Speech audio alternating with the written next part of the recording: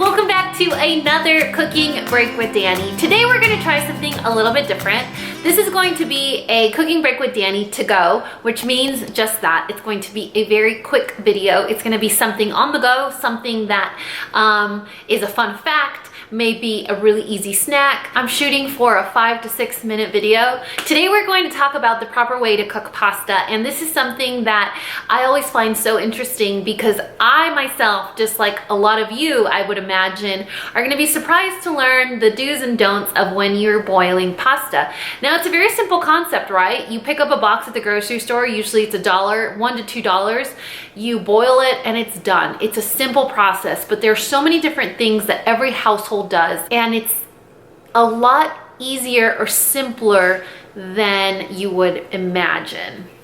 I want to be very careful in the way that I word what I'm saying because I never want you to think that you're doing something wrong, but I do want to be able to open up your mind to the possibility of doing things in a different way. So when I started culinary school and they told me that I didn't put oil in my pasta, I was like, listen, my mom's been doing it like that for her whole life, and her mama's mama and her mama's mama's mama have been doing it for, and then when you learn the why you're not supposed to or why you should try it differently, it's quite shocking, and you're like, oh, my bad. All right, cool, point taken. So today we're gonna walk through the process of how to properly cook pasta in a probably like 12-minute video, let's be honest. So any type of recipe or any type of pasta that you're cooking, you're gonna follow this ratio. 1 gallon of water, 1 pound of pasta, and a big pinch, almost handful of salt, okay?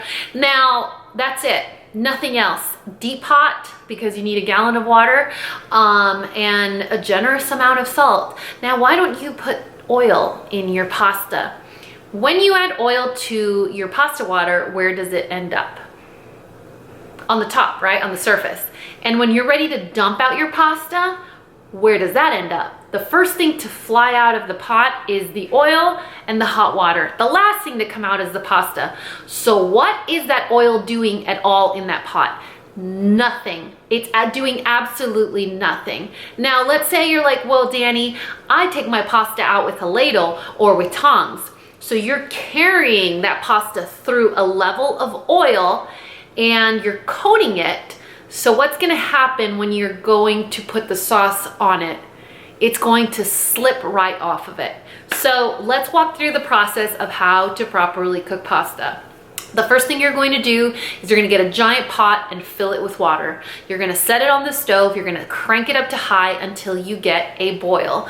Now, some burners aren't that strong where you're gonna get a physical strong boil, but once you add your salt, you're going to see the bubbles rise and you'll know that you're ready at a hard boil. And the reason that we are adding such a generous amount of salt in that water is so that some of that seasoning can permeate its way into your pasta. So it's a way of creating layering of flavors. Salt works as a seasoning, which means it's going to enhance any flavor that is present.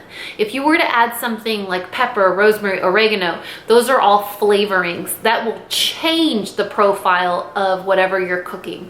Salt is an enhancer, so it's going to take whatever is there and enhance it, make it better. So if you can start enhancing your dish from the very start when you're boiling your pasta, why not take advantage? So the salt that I like to use is sea salt from Morton. It's a giant chunk.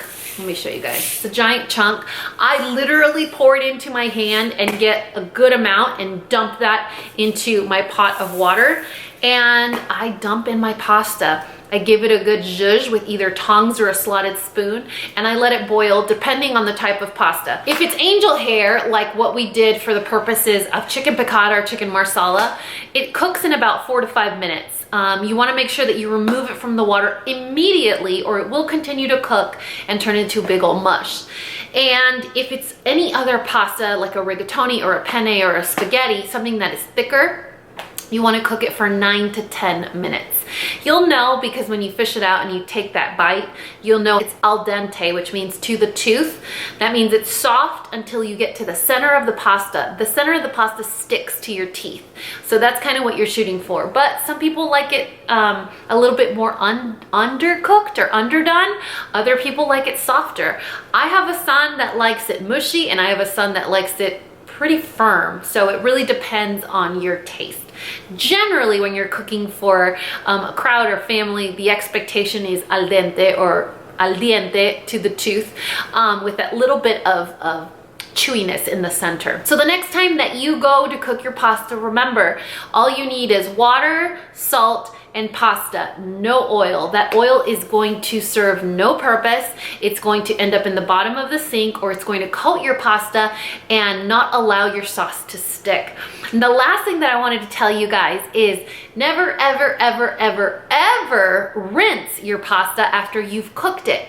If you do that, you'll remove all the starch, which acts as little feelers or hands to hold on to sauce.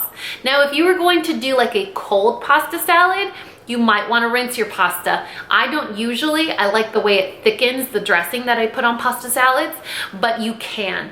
But when you are doing a hearty Italian red sauce pasta dish, or something with like a really creamy white wine and butter sauce, you never want to rinse your noodles, because you're going to remove that starch, those little hands that are going to hold on to all that sauce. The next time that you guys are meal prepping, that you're getting ready for the week, or that you're cooking your favorite pasta dish, remember, no oil, only hot water and salt.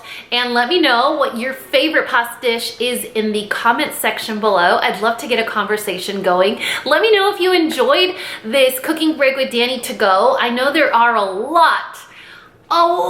ton of kitchen tips, tricks, and fun facts that I could share with you guys that I'm like, hey, that'd be a good idea. That'd be a good idea. And by the time I compile that list for you, it's gonna be a very long video. So if you guys like these to-go videos, let me know in the comment section below. I really hope that you guys enjoyed this video. Let me know by liking and subscribing, maybe sharing with a friend. And as always, let's eat.